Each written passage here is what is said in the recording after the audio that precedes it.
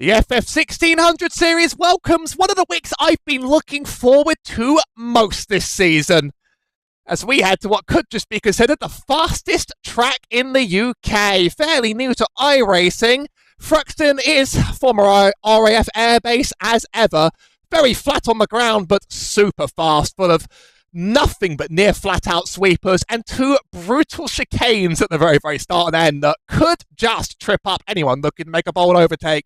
Usually a TCR circuit. This is, I think, going to go down very well with these rookie Formula cars.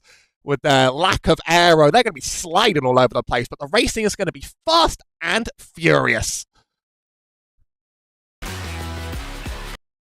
Well, I'm Howie Burroughs as ever, and this time I'm looking to introduce someone new to the booth with Oliver Brent Smith. How are you doing on this fine British evening? Well, hello folks, hello Howie. I'm particularly looking forward to this race. I mean, Thruxton, what an amazing track. I mean, I didn't get to do much driving here. I'm a bit of a TCR driver, and when it came here, it was brutal, unbelievably hard. Beat me up.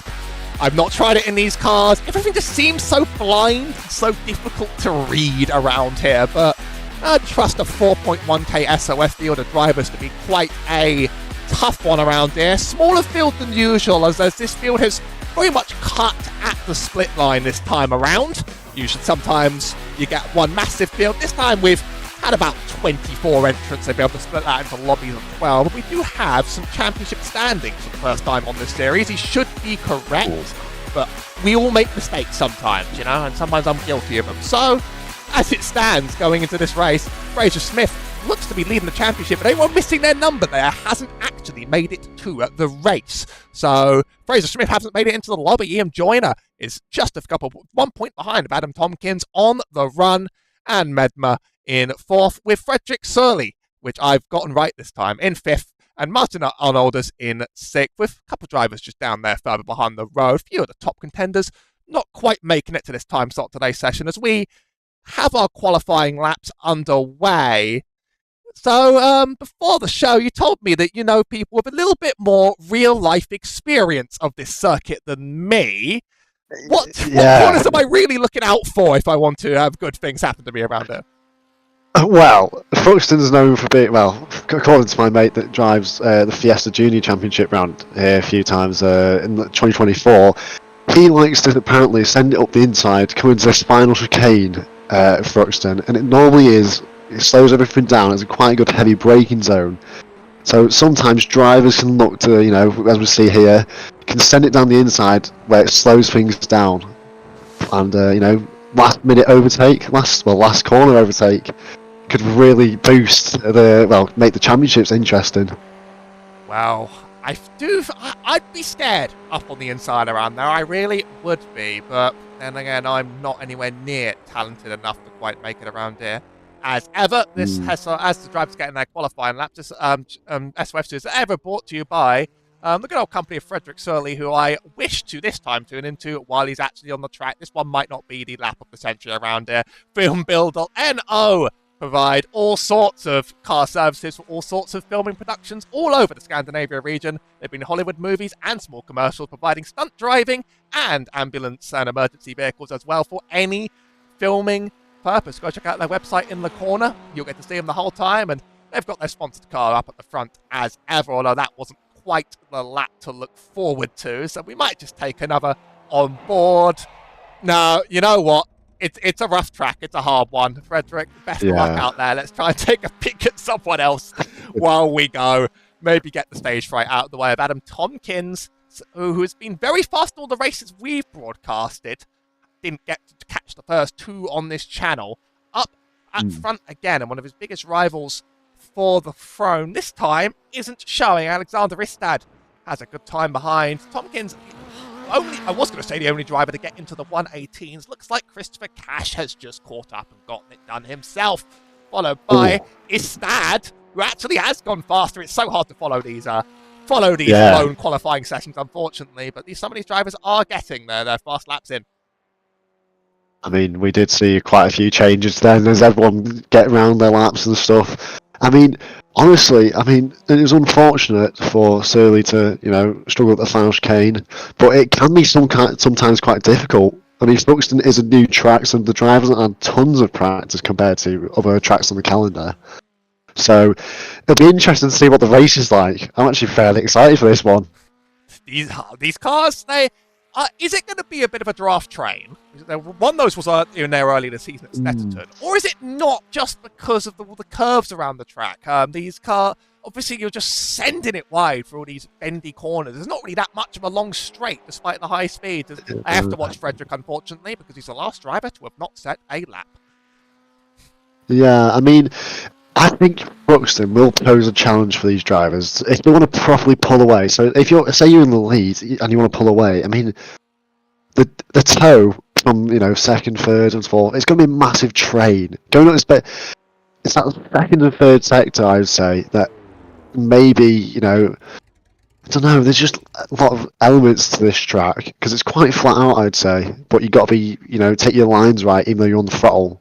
It can catch quite a few drivers out, I'd say. Well, that's Frederick retiring from his second attempt at a lap around this super challenging circuit. Just going to head on board a little bit with Ian Joyner, who is mostly just here to entertain us and spend our time. He's run his 2 qualifying laps now. Nothing here counts, but iRacing doesn't quite kick you out of the seat, and every lap is going to be greatly appreciated for practice in the right. Looks like he is going to park it up now. I think he's seen that it's time to read the room and move on. As a result, we have our starting grid set. It's a fairly small one for this race, but I think it's a very, very tight field. Adam Tonkins will take up the P1 with Ian Joyner right behind. Just a tenth of a second between the two. I think I know my 100,000s. Yeah. Alexander Istad in P3 with Anne Medma in P4. Christopher Cash in 5 with Nido Brown in 6th. Zerne Zorek takes up 7th with Rad. I can do this. I can do this. Radslaw Zucker whiskey in. I was off. I'll get it right later today. Okay. I'm never getting a full field right ever. It's just my rule. Matthew Breton takes up 9 with Daniel Tufts in 10. And Phillips here takes up 11th. Frederick may join the back of this grid. He's well entitled to, but doesn't quite show up in the starting grid graphic without setting a lap time. Yeah, well, I mean, the grid seemed quite close in the top 3. I mean, less than 2 tenths for the pole, or I think it was just over 2 tenths. But I mean, if it's just 2 tenths, then imagine what's going to happen in the race. This could be a really interesting race, especially off the start. And especially when it heats up towards the end. I mean, come on, let's think about that. And it's quite a tight spread. A lot of the drivers around the 4K mark go to as low as 2.6 to one of our drivers that's made it up the middle of the grid. But this car is definitely quite the equaliser. This is the open series. You can make car adjustments, but obviously without much aero, it's very little to truly make a difference between the driver at the front and the rear. Looks like all our drivers have finished the qualifying period. No one was on the grid, but some people just don't press the ready to grid button. I think we all know this. So now drivers are actually going to be hitting our grid. First one up down there is Ian. Usually it's the front row that takes the longest. If you're new to watching some of these, it's the front row driver that takes the absolute longest. I wish I was on the front row when I made you all wait this long. Yeah, well, I have to admit I'm sometimes guilty of this, especially in the IMSA splits, the A-class IMSA splits. I can be sometimes guilty of this. I just got my A-class back. Really? Yes.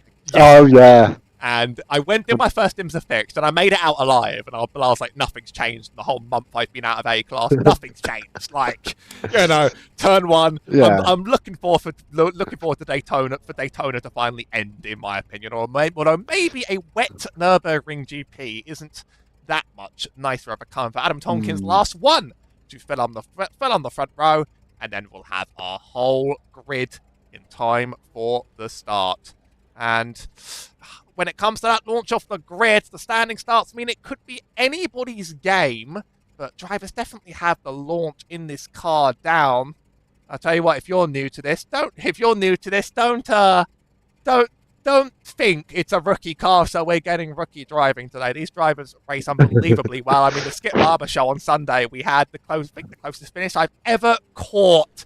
Well, these guys are going to have to compete with yesterday's race start. Adam Tonkins is on the P1, and he's going to be hoping to get the best launch he can. We are green, green, green.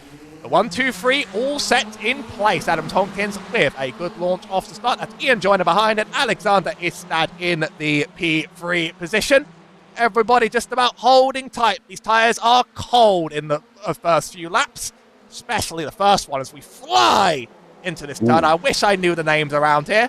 See a bit of tyre smoke down behind a couple locks. No big drama up to now, actually. That's Matthew Breton punching through. Daniel Tufts had a good run as well on the inside, getting ahead of that 12 of Nado Brown.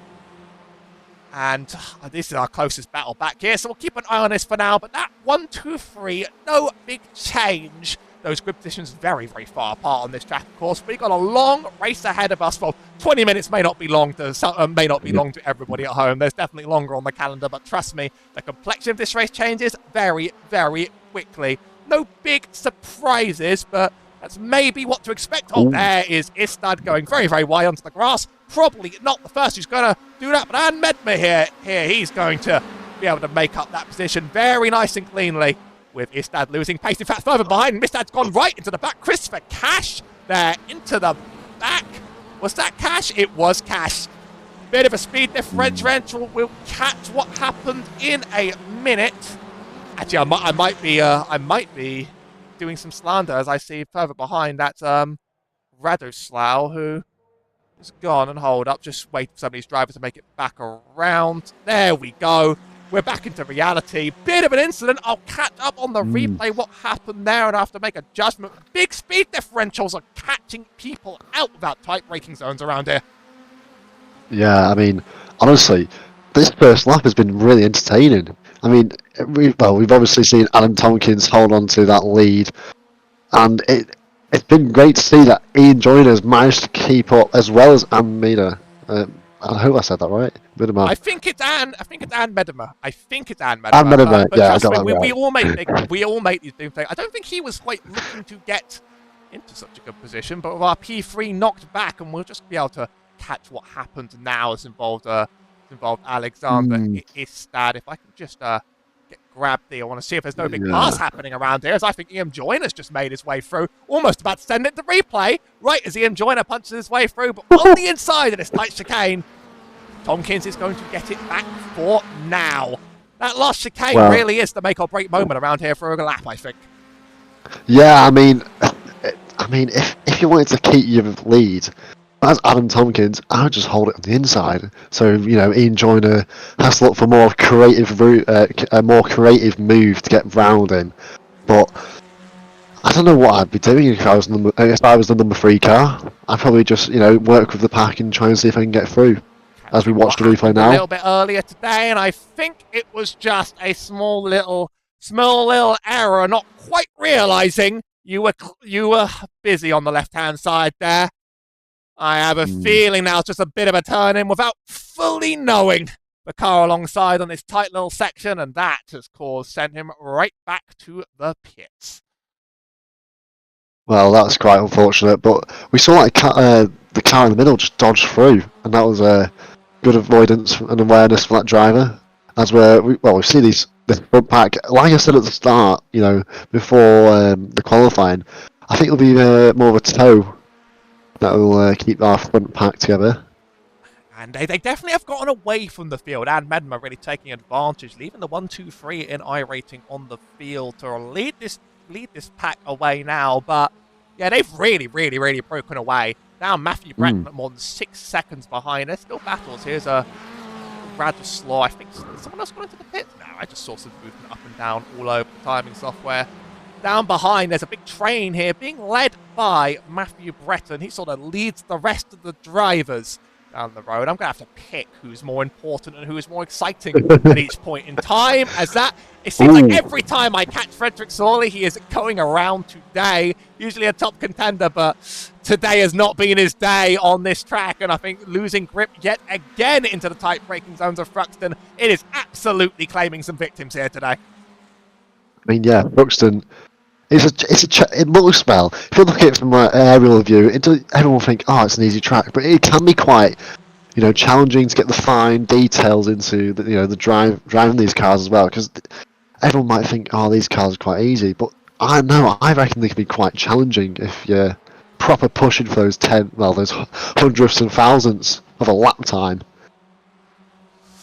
And I think that just the lack of aero here is causing these drivers to totally misjudge their way around these corners. I know F4 was here a couple, not too long ago in iRacing. Again, I'm too scared of this track. I'm too scared of this track to be thinking about it, really. I'm just quite frankly horrified of the place. But that car, you can really attack these corners with maximum aero, and then these cars, you're basically pushing the absolute limits of what mechanical grip even is.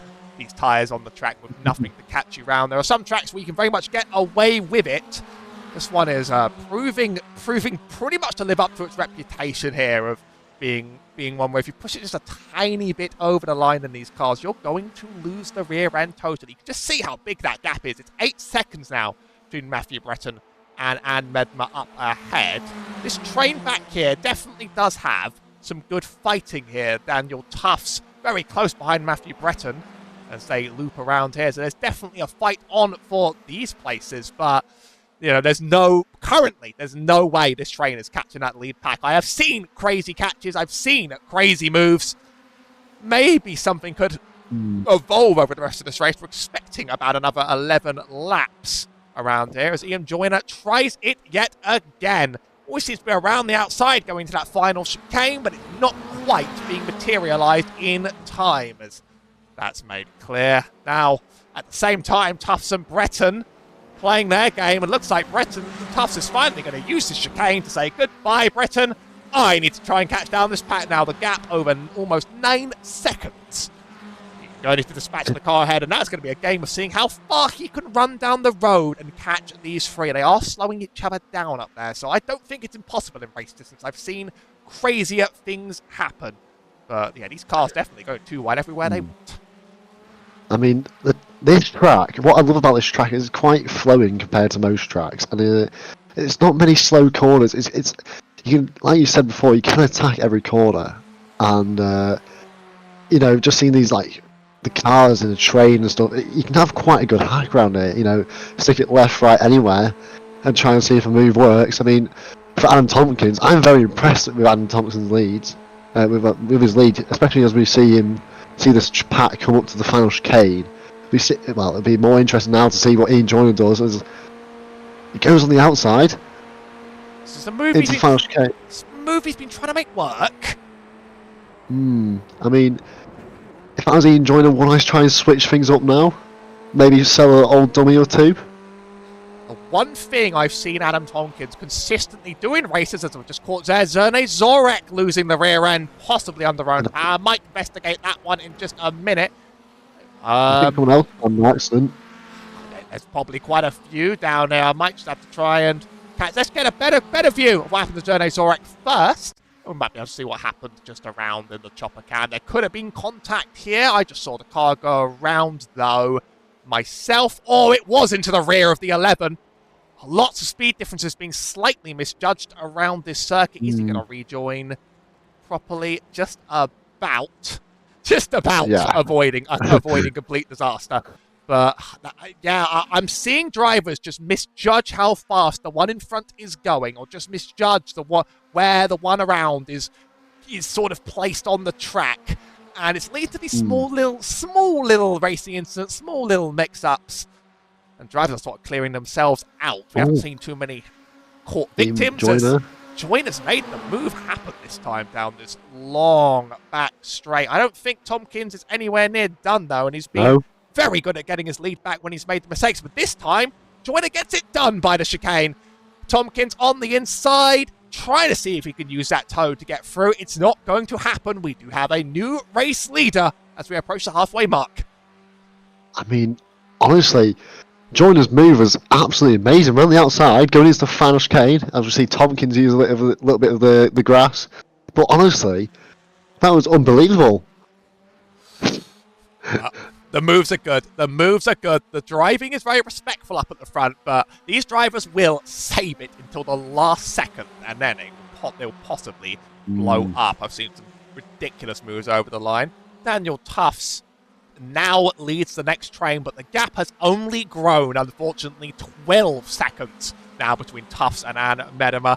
It would take, I think, an incident ahead to clear this one up. They're still going to be chasing back here in this pack. There's still going to be some moving between those drivers, but this podium, I think, is very much a lock as it is, unless there is an accident. But we've already seen accident today. 10 minutes to go. It's going to be around 8 laps, and Adam Tompkins really tries to send it up the inside, just about given the space there by Ian Joyner, and that could be his greatest mistake of them all, leaving just enough space. That was a brave dive, I have to say. Very brave. That could have gone horribly wrong. I want to catch exactly that one happening right there, because that was brilliant bravery up here. The 2 makes this sort of move. I don't know if it's in reaction. I don't know whether he's just placing his car. No, he places his car, and there's no way he thinks the 1 is actually going to do that. I mean, honestly, Ian Joyner's, move placement of the car a bit more on the inside. You thought that'd be enough to deterrent for Adam Tompkins not send it down the inside. But you know what? Adam Tompkins says, "I'm going to go for that move. I'm going to put my car there, and I'm sending it on a clean and respectful move." I respect that. And Tompkins, I think I said in the Skip Barber broadcast that the race leader wouldn't be able to join for a few more races. I think I was getting that wrong, and I think I was referring to Adam Tompkins, who said he might not make it too many future weeks. But in terms of points, he is going to enjoy this, as he claims gaps over Fraser Smith, who couldn't quite make it to today's race. Now, still side by side, Joyner just about up ahead, but I don't think he quite has the advantage up the inside line. And that's going to be Tompkins again. They're going to try this every single lap. They're so close on this top 3. They're still running it strong. Should be about 7 to go, I think. That's what the estimation tells me at the very least. Ian Joyner with the new fastest lap. It's an 18.0. That's making me think a 17's possible today. I mean, we're very close to it, less than a 10th. But you know what? Tompkins' way of position the cars, like I said before, and the way he attacks and keeps his lead is quite impressive. As well as Medema. Medema's been very quiet, behind Joyner, but I think strike a move where possible. Maybe at the end we could. I mean, we just got over halfway now. We're starting to get into the latter stages of the race. Possible see a cheeky last minutes up the inside, or maybe even an outside move. Well, what do you think, Howie? He is going to need to stay on the back of this 3, and there's a bit of dropping right now. But often we do see those drivers in 3rd around here sort of profit from their patience, very much making those last lap moves. That sort of defines the end of races that are like this close. Joyner again around the outside. Well, I think he might have tried to get a switchback done there, but it wasn't quite executed in time. Adams is such a good defensive driver when he's up in the lead. And now needs to stay with this pack. These 2 are going to be drafting with each other, and if Anne drops back, it all starts to go wrong. Matthew Breton looks like he's going to try and make some places back up, though, as it stands, as he's just made it through and as approaching the 6. But I have to watch this up front again. Super side by side, plenty of space for both. I think Tompkins wins this duel just this time, but this could be the lap of aggression. The pressure boils up in these races every lap as it goes along, right up until the explosion at the very, very end. On board with Ian Joyner, as we just see quite how fast these cars can run around here. Down this super drafty straight. Yeah, I mean, if I was Joyner, what would I think of, just sticking with Tompkins and maybe trying to leave Medema in their own pack? As we see Joyner trying again round the outside. Maybe. I mean, I don't think he'll have the run, but we could see otherwise. Coming into the final corner. Medimer spectating this battle. Medimer's view must be absolutely amazing. Is this one of those races where you think the place you kind of want to be is second, or were those saved for other weeks? Sometimes you want to be second right up until the very end, and this battle between Tufts and Breton has been spicing up as well. That 5 from Cash behind, trying to get in, and that looks like the 6 was probably eaten a slowdown penalty for cutting that chicane too hard. We've not seen too many of those dished out, but that's the first, and that's taken him completely out of contention. Now, it's this 11 and the 5. Cash hasn't really been a part of this game. And now he's just about rejoined it in time. It's so hard to work out which battle to follow more of over here. They are so close around this circuit. I mean, yeah, you got Breton, Cash, and Radislaw really attacking each other. I mean, we've got sort of like a 4-car train, maybe 5. And it's amazing to see the racing around here. Absolutely, attacking each other, trying to find every little inch of the racetrack to use. But Thruxton is such a wide racetrack that you can swing sort of the more risky moves, as it's. Oh, we see Joyner on the outside. A little bit contact. And both have just been sent for a spin right there. They're both going to recover in time, and Medma's just claimed the lead as a result of that.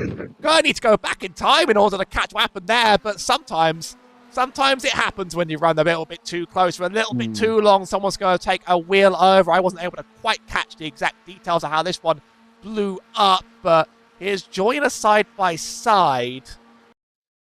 Now is not a good time to slow it down. I think the contact happens right about there. He's hooking it a bit in too much. Adam's hooking it a bit too much in outside at the same time, and those exposed wheels have just come together. That's a meatball flag for both. They've been sent to the back, and the whole complexion of the grid has just completely changed. They're gonna have to return to these pits as there are more than 3 laps remaining in the race, and Medma gets to run away with it. Maybe there was a real game there in being in P3. I mean, Medma must be counting the lucky stars here. Got a roughly a 7-second gap to Tompkins and Joyner. I swear they had meatball flags, didn't they not? They do. They are going to have to serve those eventually, unless if it's less than 3 to go, you can get away with it. If the race has less than 3 to go, you can get away with it. It's why you never need to serve a meatball in Ringmeister. That's my tip of the day. So maybe they're going for it now, both in the lane. And that's going to be a massive change-up, as this second, third, and fourth, they're not going to know what came, as it's Radislaw here, who, here we go, Zukowski. It's Zukowski. Of course it's Zukowski. What was I even saying? Zukowski leads this pack, and notice Frederick Sawley's back in with a shot here, by the way. This is a massive train to determine the rest of the pack. That's Adam Tompkins, who's coming right behind. Of course, drivers have the fast repair. Ian Joyner did also eat a black flag by the way. So he is waiting in for longer. There could have been some other infraction for the black flag. And that's Tompkins coming into Sawley. And that is another crash for Tompkins to send him right back. I'll catch what happened there in just a second, because this top 3 is absolutely explosive. Tufts has just run up ahead, and now for 3rd place. Looks like...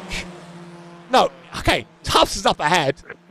Yes, it is, with Cash and Zukowski behind, and even more incidents further down. What even serving it? I think there were 4 laps to go estimated at the point of the meatball, so they may have had to serve that. Even more drama, though. Even more. We're going to have to get back into the chopper cam. We're going to have to investigate yet again. Drivers coming together more often than anticipated around it. This is to do with Tompkins returning to the track. Certainly not to do with the rejoin, but this is when it all sort of kicks off. And this top 4 quickly becomes something else. If I was in the 1-car's position, I would be very, very frustrated at even having to be in this position in the first place. So I'm saying this before I even know what's really happened. He runs into the side of the 8, I think. And that's the tilt sort of boiling over, and it's not a day to remember for usually our race winner around here. I mean, Surly did it very well. Did very well to keep that out of the barrier. If Surly put that in the wall, then his race would be over today. But honestly, underrated driver of the day, Medmer, kept it behind that leading, that battle for the P1, and run away with a 16, 17-second lead. What a day! What a day for Medmer. I believe the meatball's always been 3 laps. It does say 3 in the sporting code, but you sort of get this 3 in the sporting code, and you do get the one you're on. So if you get a meatball on 1 of a 4-lap race, you have to serve. If you get 2 of a 4-lap race, you get 2, 3, 4, and you don't. I've been DQ'd on the wrong side of that. Ringmeister's free, so you never need to serve. That's what I believe it to be the case at the very least. It's hard to see the lap counts for real as well. Looks like the white flag lap. And Medmer's going to be very, very happy to be leading it. Very miraculously lucky. But as the battle for second and third is going to heat up all the way to the end, I think. I mean, Radoslaw and Zakowski must be looking for every manoeuvre to stick out. I think we could see last chicane, send it down the inside, or even I've seen it happen before where if you time your move just correctly, you can try and beat them to the finish if you force them on the inside line. Because they get a better, if you're the car behind, you'll get a better run out as compared to the car that's held the inside. So, what do you think, Howie? Well, he's going to have to get close enough to make this happen for him, Razgal Zarowski. If it's not even, it could be a dive bomb from absolute hell. That is a real chicane where we like to see it. But if you eat a big slowdown there, there's not enough time to serve it before the race finish. So that's a little bit of a daring move. We're going to have to see whether he's alongside enough to make that dive for third. Right now, the toe hasn't really played out, and Medmer has crossed the line to win. A bit of a miraculous win. It looks like these 3-0 are going to stay as they are. And Daniel Tufts ahead of Christopher Cash on a very unexpected race finish for them. Be in the right time and the right place. And you are going to claim your positions just like that. There's going to be a lot of talk after the fact about some of the incidents in the races. Adam Tonkins was able to punch his way all the way up to 5th after all of that. And I can actually hear very, very, very mild radio patter in the background. I can't make out the words, but I turned the volume well down. But I can hear that they're talking it through. This has been the most incident-filled race we've covered so far in this championship. So there's a lot to catch all over the field. And let me just bring in the results and what it would do to the championship. Unofficially, I like to say, because sometimes things go wrong. And Medmer claims a surprising win by a big margin for the P1 here, with Daniel Tufts in second, Christopher Cash in third, with Radoslaw Zakowski in fourth. Best I'm going to do. Adam Tompkins in fifth, with Alexander Istad in sixth, Nate O'Brien in seventh, with Zherne Zorek in eighth, behind Philip Sear, Ian Joyner, along with Frederick Sorley and Matthew Breton, who did not finish the race after taking, I believe there must have been damage near the end of that race. Plenty of incidents to catch. With regards to points, I believe this could put Anne Medmer right in the lead. 50 points for winning a race, and Fraser Smith not making it here, along with Adam Tonkins not having the race he wanted, puts him in a great position going forwards to a very scary race next week, because we're going to be going to Donington Park in the wet. I love Donington, but it's the first wet race that we've covered on this channel. Not the first we've ever covered on this channel. First we've covered for any of these Formula Leagues. I know some of the drivers aren't really looking forward to it, but you know what? It's totally going to change the complexion of the driving around here, given that these cars barely have wet tyres as they stand. Well, dramatic, action-filled race. Does it live up to Thruxton, or was that something else entirely? To be honest, Howie, it was just a great race to see not only the front pack fighting out, but the middle pack. And I love how we thought, the podium is sorted by halfway through the race. But carnage and chaos strikes at Thruxton. And Thruxton can be one of those where a lot of tight racing, but even the smallest accidents can really throw a race into a different direction. So that was an unbelievable race. And amazing, Howie. That was a real surprise for quite a few drivers, and I'll have to go and spectate and see what people had to say about that after the fact. But we'll be back here the same time next week for the Wet Donington Park race. I love the track, but that's going to be totally unique. Don't forget also on the Sunday mornings, the Skip Barber Racing Series, because there's plenty more great Formula racing where that comes from. We've kind of become the wingless Formula racing channel. I'll take it. I enjoy it, but you never really know what niche you end up pigeonholed quite into until it happens. Until next time, stay subscribed on Twitch and YouTube for more. I've been Howie at Burroughs alongside Oliver Brett Smith. You may know him as Hobbs. You may know him as Hobbs. Thanks for watching, and stay subscribed. I hope we wish for a very, very good week ahead, both in the race